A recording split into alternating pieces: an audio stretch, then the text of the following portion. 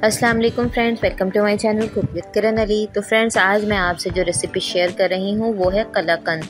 घर पे हम कैसे हलवाई जैसे कलाकंद बना सकते हैं, बहुत ही मलाई जैसे सॉफ्ट और दानेदार। सिर्फ 2 चीज़ों की मदद से बनाऊंगी, तो आए वक्त ज़ाया नहीं करते, अपने बेहतरीन से कलाकंद बनाने की तैयारी शुरू करते हैं।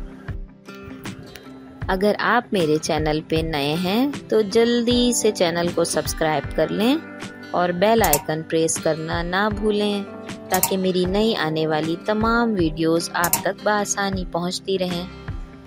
बिस्मिल्लाहिर्रहमानिर्रहीम। तो सबसे पहले यहाँ पर मैं एक प्याली में 1 चम्मच सिरका ले लूँगी।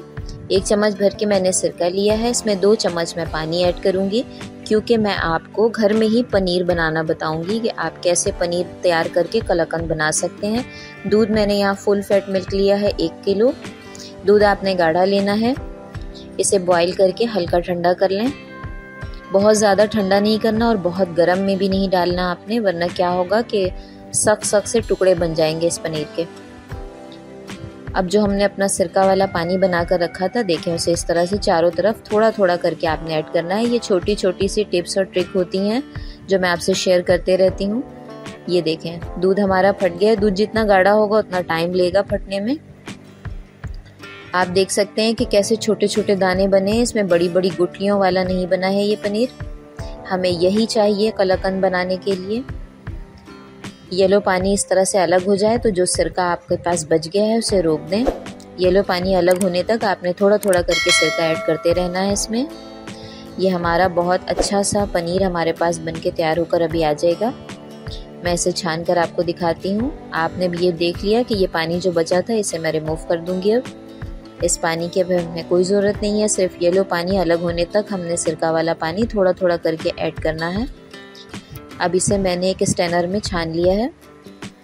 ये हमारे दानेदार से पनीर हमारे पास बनके तैयार होकर आ गए हैं। इनसे हम अपने कलाकंद की तैयारी करेंगे। ऊपर से इसमें मैंने सादा पानी डाल लेना है, ताकि जो हमने सिरका इसमें डाला था उसका असर रिमूव हो जाए, इससे जो खटास वगैरह इसमें होगी वो निकल जाए। ये देखें, ऊपर से मैंने सादा पानी डाल के इसे वॉश कर लिया है अच्छी तरह से। इस स्ट्रेनर में हम इसे दबा दबा कर इसका पानी अच्छी तरह से रिमूव कर लेंगे। ये देखें, अगर आपके पास स्ट्रेनर ना हो तो आप किसी मलमल के टुकड़े पर भी रखकर ये वाला काम कर सकते हैं। पानी अच्छी तरह से आपने इससे रिमूव कर लेना है।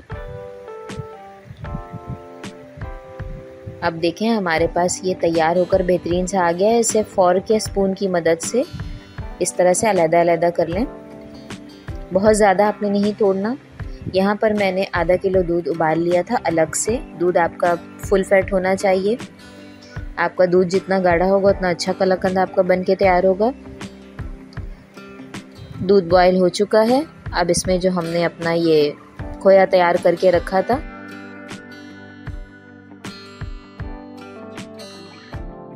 दूध बॉयल हो गया है हमारा। अब इसमें हम अपना ये पनीर ऐड कर लेंगे। ये जो हमने खोया बना कर रखा था, मिक्स कर लेंगे इसे।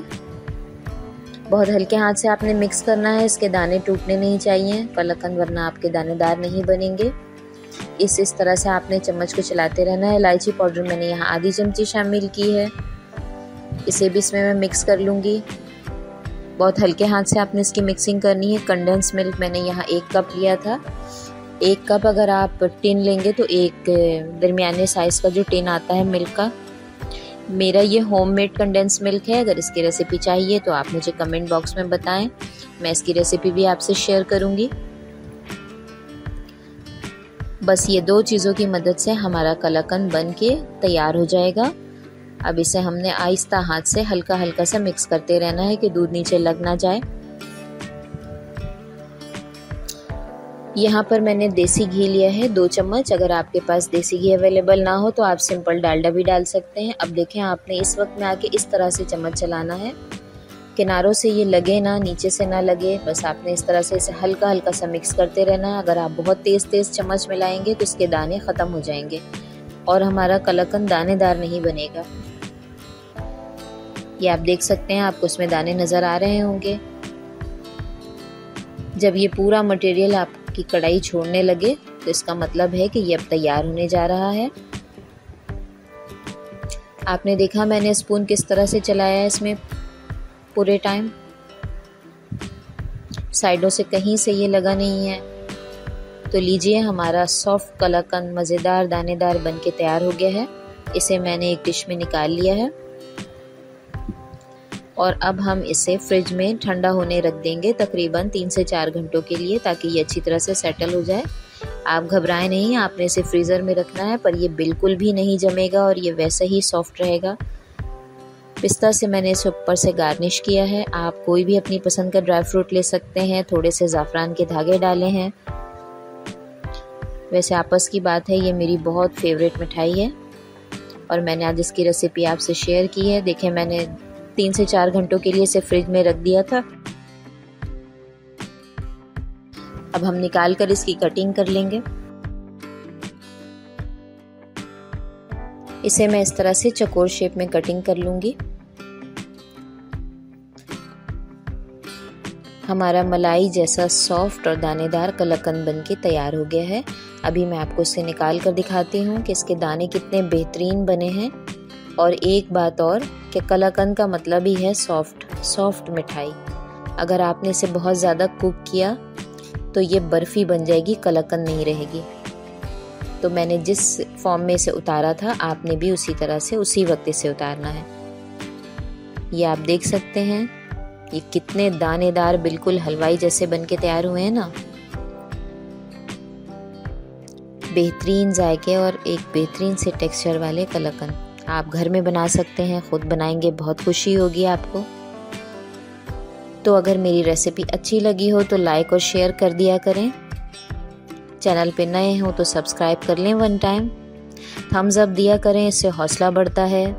अगर आपको कंडेंस मिल्क की रेसिपी चाहिए तो मुझे कमेंट में बताएं, मैं आपसे ज़रूर शेयर करूँगी। तो आपने देखा दोस्तों, मैंने सिर्फ 2 चीज़ों की मदद से ये मज़ेदार और बेहतरीन से कलाकंद बन के तैयार किए हैं।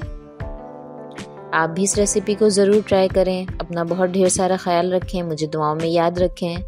देखें, देखकर मज़ा आ रहा है ना, मुंह में पानी आ रहा है।